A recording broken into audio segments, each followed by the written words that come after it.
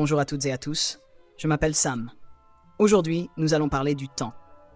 Avant les découvertes d'Einstein, la plupart des gens, y compris les scientifiques, considéraient le temps comme un flux universel, le fondement inébranlable sur lequel se déroulent tous les événements. L'espace n'était qu'une simple scène où tout se passait, une arène vide. Si vous et moi regardions passer un train, nous pourrions ne pas être d'accord sur la vitesse à laquelle il nous semblerait aller, mais nous conviendrions tout de même de la quantité de temps écoulé. Nous supposions que l'horloge au mur indiquait la même heure pour tout le monde.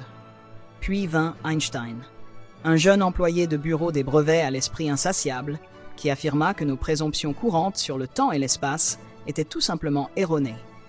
Selon lui, le temps pouvait être étiré ou contracté en fonction de la vitesse à laquelle on se déplaçait, et l'espace lui-même n'était pas un réceptacle fixe, mais quelque chose qui pouvait être modelé par la matière et l'énergie. Il est facile, aujourd'hui, de se représenter Einstein comme cette figure emblématique. Cheveux blancs en bataille, pipe à la main, visage à la fois sage et bienveillant.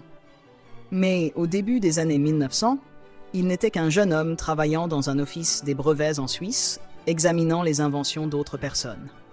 Pendant son temps libre, il réfléchissait à la lumière, aux horloges et à la façon dont une personne se déplaçant très rapidement percevrait le monde. À cette époque, un fait obstiné s'imposait.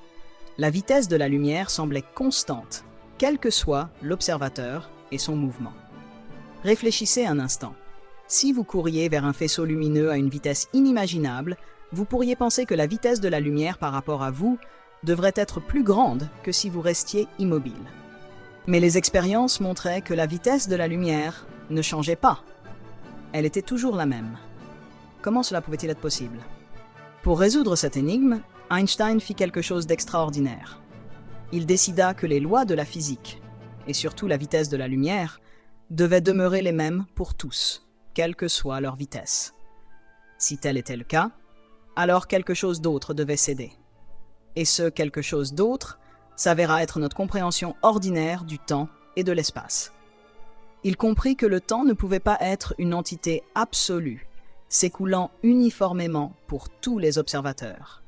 Au contraire, le temps était mêlé à l'espace pour former ce qu'il appela l'espace-temps. Des observateurs se déplaçant à différentes vitesses pouvaient ne pas être d'accord sur la longueur d'un intervalle ou sur la durée écoulée entre deux événements, car leur mesure de l'espace et du temps n'était plus indépendante. Ils étaient entremêlés. Cet ensemble d'idées prit le nom de relativité restreinte. Et bien qu'il puisse sembler intimidant, il repose sur quelques principes simples. Premièrement, les lois de la physique sont les mêmes pour tout le monde, peu importe leur mouvement, tant qu'ils se déplacent en ligne droite à vitesse constante. Deuxièmement, la vitesse de la lumière dans le vide est la même pour tous les observateurs. À partir de ces deux hypothèses, Einstein déduisit une série de résultats étonnants. Il montra que les horloges en mouvement tournent plus lentement que celles qui sont immobiles, du moins du point de vue de celui qui les voit passer à grande vitesse. De plus, les objets en mouvement paraissent raccourcis dans la direction de leur déplacement, et ce qu'un observateur appelle des événements simultanés peut ne plus l'être pour un autre observateur qui se déplace très vite. C'est de là que naissent certains des plus célèbres exemples et paradoxes de la physique moderne. Le plus connu est sans doute le paradoxe des jumeaux. Imaginez deux jumeaux sur Terre ayant le même âge. L'un d'eux décide de monter à bord d'un vaisseau spatial et de voyager à une vitesse proche de celle de la lumière jusqu'à une étoile lointaine, puis de revenir, tandis que l'autre jumeau reste sur Terre. Selon la relativité restreinte, du point de vue du jumeau voyageur, on pourrait penser que c'est la Terre qui s'éloigne et revient, et qu'ainsi chacun voit l'autre vieillir moins vite. Comment est-il possible que chacun considère l'autre plus jeune au moment des retrouvailles? Lorsque le jumeau voyageur revient finalement sur Terre, la réalité reprend ses droits. Le jumeau qui a fait ce long voyage à une vitesse proche de celle de la lumière a moins vieilli que celui qui est resté. Le voyageur peut n'avoir vieilli que de quelques années, tandis que l'autre aura peut-être pris plusieurs décennies. Ce résultat est contre-intuitif, mais il découle naturellement des mathématiques de la relativité restreinte. Le caractère paradoxal du paradoxe des jumeaux provient d'une mauvaise interprétation des rôles des deux jumeaux. En effet, le jumeau voyageur a dû faire demi-tour à un moment donné, changeant ainsi de référentiel et subissant une accélération, ce qui brise la symétrie de la situation.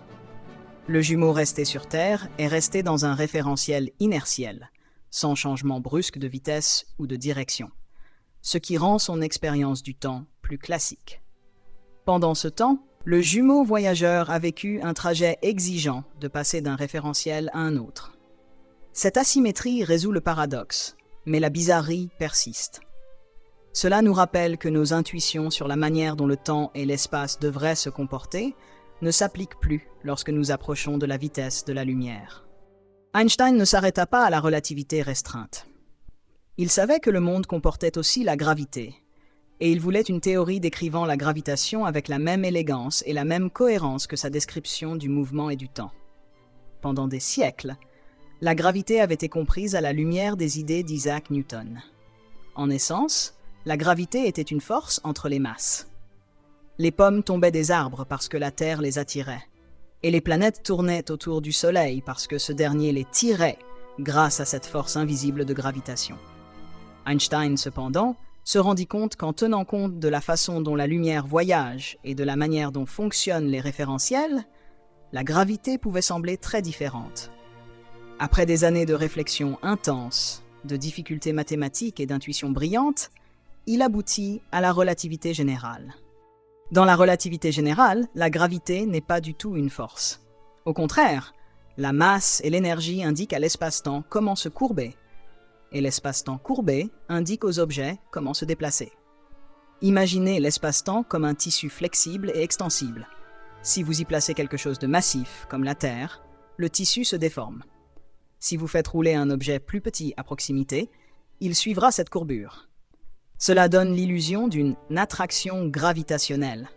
Mais en réalité, l'objet se déplace simplement sur une surface déformée.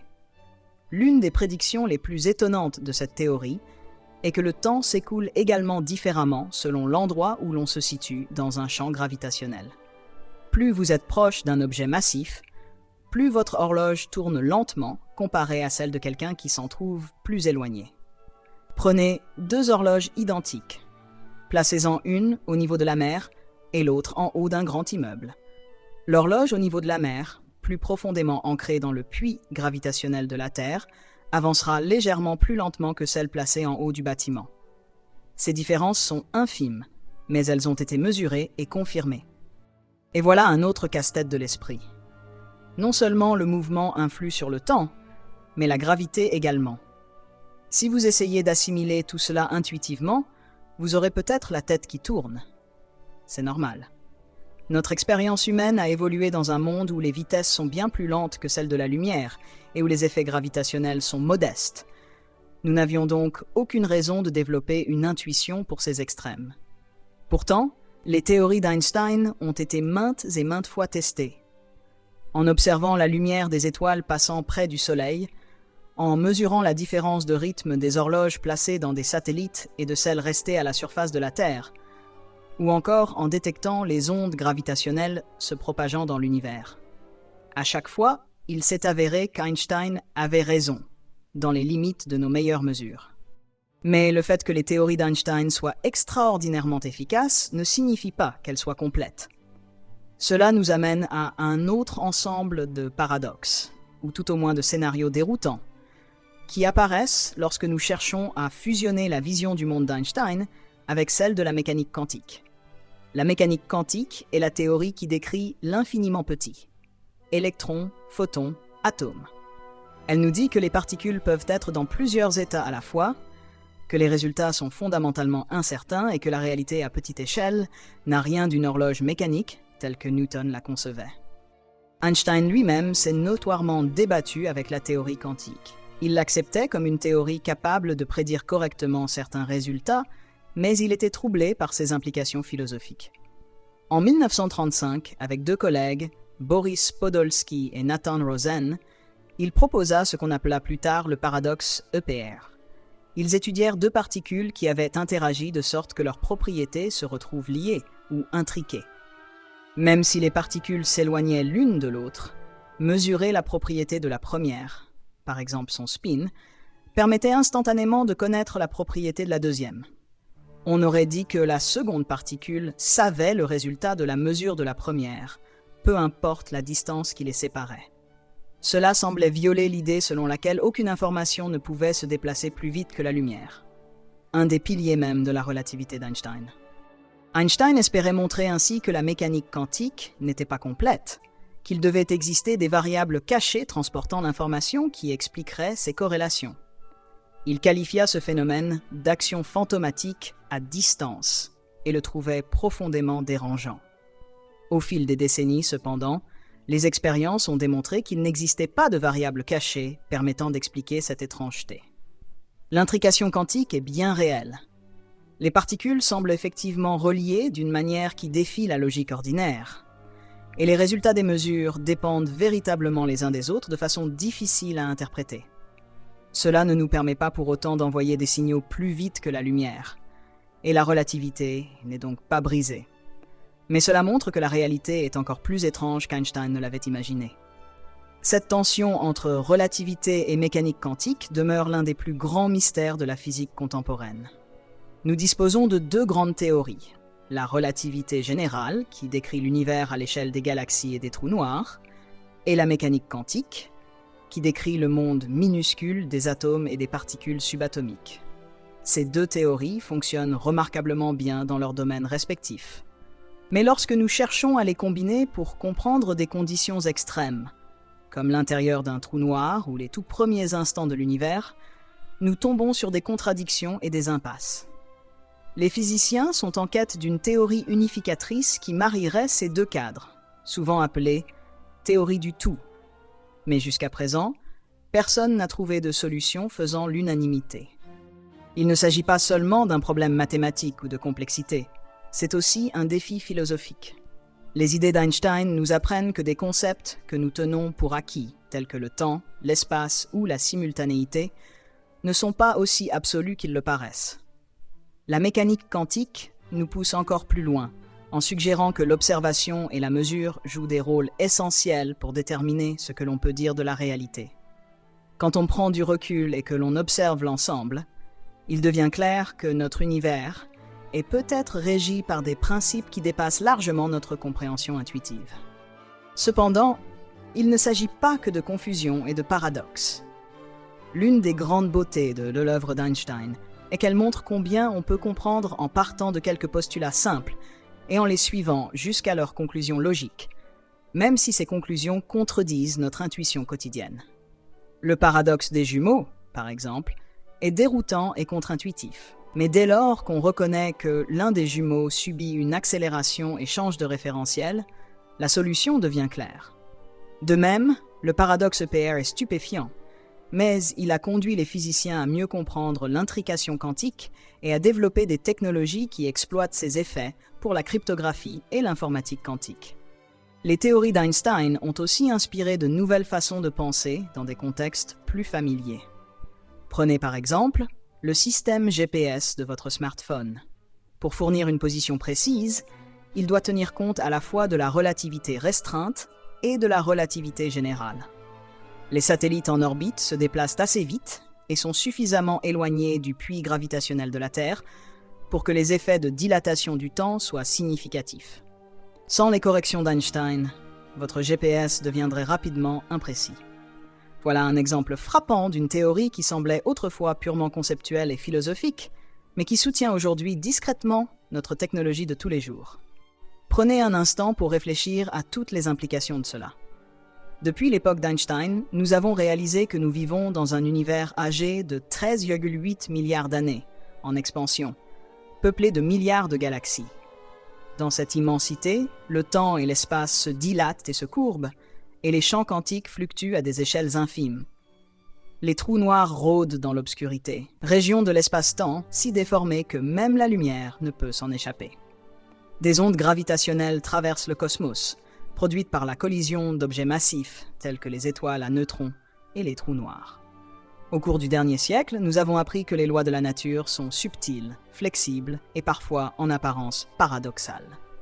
Toutes ces idées doivent beaucoup à la volonté d'Einstein de remettre en question les fondements les plus basiques. Avant lui, Rares étaient ceux qui osaient penser que le temps lui-même puisse dépendre de l'observateur, ou que la gravité puisse être de la géométrie plutôt qu'une force. Et bien qu'il ait été loin d'être à l'aise avec les implications de la théorie quantique, son esprit critique à son égard nous a poussés à réfléchir plus profondément et à entreprendre des expériences plus précises, ce qui a affiné notre compréhension de la nature, si étrange soit-elle.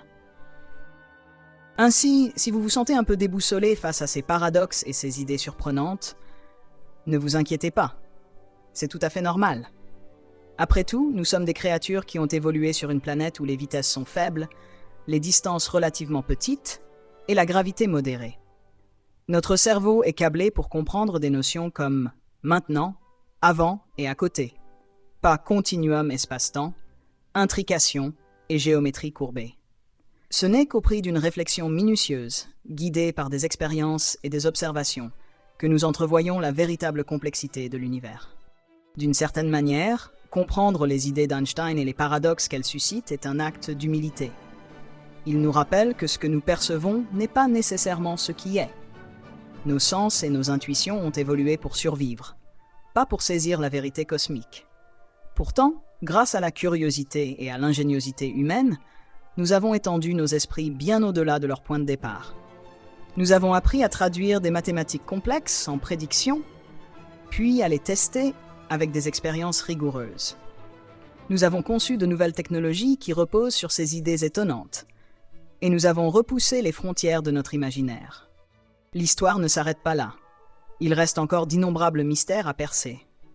Que se passe-t-il au bord d'un trou noir ? Pouvons-nous unifier la gravité et la mécanique quantique en un seul cadre cohérent ? Vivons-nous dans un multiverse, avec une infinité d'autres réalités se ramifiant comme un arbre infini ? Ces questions ressemblent à de la science-fiction, mais elles sont le pain quotidien de la physique théorique moderne. Et au cœur de toutes ces spéculations et interrogations, on retrouve l'héritage d'Einstein, qui nous rappelle que le chemin vers la compréhension de l'univers passe souvent par la remise en cause de ce qui nous semblait évident, par la confrontation à l'étrange et par l'acceptation du paradoxal. Lorsque vous regardez le soleil disparaître à l'horizon et que les étoiles commencent à briller dans le ciel, vous pouvez considérer le ciel nocturne non plus comme une simple toile de fond pour nos histoires humaines, mais comme une scène dynamique où l'espace et le temps s'entrelacent. Les étoiles que vous voyez brillent peut-être depuis des millions d'années dans le passé, leur lumière étant étirée et déformée par l'expansion de l'univers. La tapisserie cosmique au-dessus de votre tête est tissée d'espace-temps courbés et parsemée de lueurs d'incertitude quantique. C'est un endroit où l'intuition est prise en défaut, mais où l'imagination et la raison peuvent encore nous guider. En fin de compte, l'œuvre d'Einstein et les paradoxes qu'elle a suscités témoignent du pouvoir de la pensée humaine. Nous pouvons remettre en question des hypothèses séculaires et découvrir que l'univers est plus étrange, plus riche et plus merveilleux que tout ce que nous avions pu imaginer. Et à mesure que nous poursuivons nos explorations, nous pouvons nous attendre à trouver d'autres surprises de taille, juste au-delà des limites de notre compréhension actuelle. C'est tout pour aujourd'hui et je vous dis à la prochaine pour un nouvel épisode.